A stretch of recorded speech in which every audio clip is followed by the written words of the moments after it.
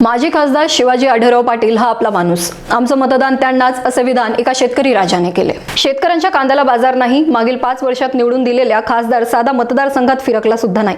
त्यामुळे माजी खासदार शिवाजी आढळराव पाटील हेच आम्हाला न्याय देतील, आमची बाजू संसदेत मांडतील. शेवटी तो आपला माणूस असा ठाम आत्मविश्वास शेतकरी व्यक्त करताना दिसत आहे.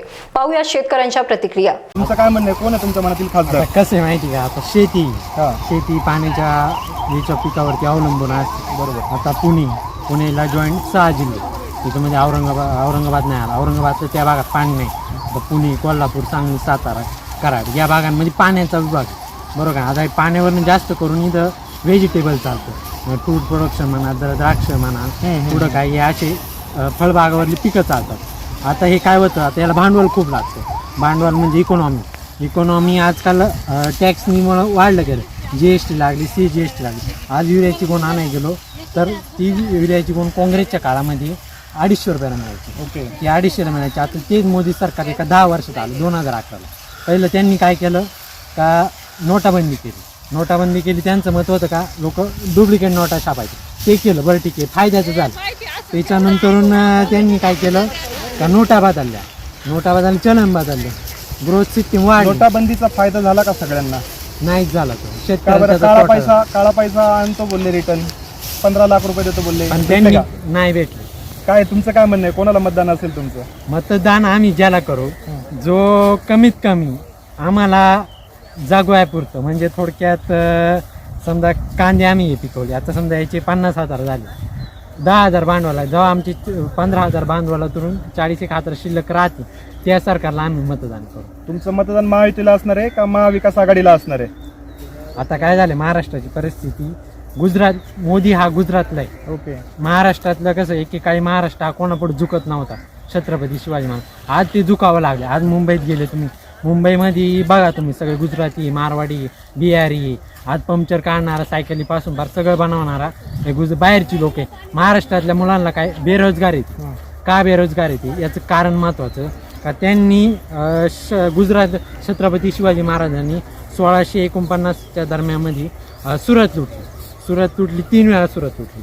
त्या सुरत लुटल्यामुळं त्या गुजरात्यांना तेव्हापासून तो राग आला शिवाजी महाराज. ते शिवाजी महाराजांबद्दल एवढे वाईट विचार करतात का ते आपण बोलू शकतो. आज मोदींनी सिंधुदुर्गाला उद्घाटन केलं, समुद्रामध्ये जे त्यांनी शिवाजी महाराजांचं स्मारक बांधलं, त्याच्यामध्ये उद्घाटन केलं. ते फक्त महाराष्ट्रात येऊन शिवाजी महाराजांची जय जयकार करतात, पण ते आपल्याबद्दल, मराठी माणसाबद्दल एवढा वाईट विचार करतात. आज त्यांनी आपल्याला अक्षरशः भिकारी मानायची वेळ लागली. आता हायवे बघा, हा हायवे होता, आता एक हायवेमधून रस्ता जातो आता, पण त्यांनी आपल्या जमीन होती, त्यांना माहिती होतं पाण्याच्या याच्यातून हा जो हायवे झालेला आहे, हा तुम्हाला चांगला असं वाटत नाही का? नाही वाटत. चांगलं दळणवळण झालंय, चांगली सुविधा भेटली आहे. आज भारताची पॉप्युलेशन ही 150 करोड आहे. आज 150 करोड लोकांना शेतीवरती त्यांचं जीवन आहे. आज तुम्ही केमिकलचं सगळं बनवतात, पण त्यांनी माणसाला धोकादायक आहे. तुमचं म्हणणं आहे थोडक्यात की जमिनी घालवून आज प्रगती करणं हे तुमच्या पती नाही पडत आहे, म्हणजे तुम्हाला ते योग्य नाही वाटत आहे. त्यांनी पर्यायी शोधून करायला पाहिजे होते जिथे जमिनी कमी जातील. बरोबर आहे. पण बऱ्याच लोकांचं असंही म्हणणं आहे की जे कृषी खातं शरद पवारांनी सांभाळलं, आज त्यांचा शिलेदार खासदार म्हणून उभा आहे, तर तुम्ही शरद पवारांच्या पाठीशी राहणारे उभे की मग मोदी साहेबांचे जे महायुतीतून खासदार शिवाजीदादा आढळराव पाटील लढणार आहेत त्यांच्या पाठीशी उभे राहणार आहे? आम्ही शरद पवारच्या पाठीशी राहणार. कारण की आज तुम्ही आता हे घर बघताना, एकेकाळी आज मोदीच्या काळात जर घर बांधायचं म्हणलं तर GST CGST झालं, टॅक्स लागतो, महागाई वाढली. या कारणांमुळे ना पैसा साचत नाही. आता आम्ही बघतो महागाई वाढली. आता हा मोबाईल आहे आमचा खिशातला, आता एकेकाळी जर काँग्रेसचं जर सरकार असं, हा मोबाईल आम्हाला 7 ते 8 हजार मिळाला असता. पण हा मोबाईल जसं बघितलं 16,000चा आहे, कारण की मोदींनी महागाई वाढवली. दादांचं म्हणणं आहे की मोदी सरकारने जे GST CGST चालू केलं त्याच्यामुळे टॅक्स वाढले आणि जी सर्वसाधारण लोकांना गरजेच्या वस्तू घ्यायच्या होत्या त्या ज्या 5-7 हजारात भेटायच्या त्या दुपटीने किंवा 3 पटीने वाढल्या. त्याच्यामुळं यांचा कल मोदी सरकारकडे नाही आहे. त्यांना असं वाटतं की काँग्रेसचं सरकार बरं होतं, आणि म्हणून दादा म्हणतायत की शरद पवार साहेबांचा जो उमेदवार असेल त्यांनाच त्यांचं मतदान असेल. बरोबर. हा, शरद पवारच्या एका काळी आमचे वडील इथं कांदे पिकवायचे, कुठं बटाटे लावायचे, टोमॅटो करायचे. त्यावेळेस बाजारात भाव असायचा 300, 400, 500. आहेत का काका? आहेत काय ते? हो आहेत ना काका आहेत.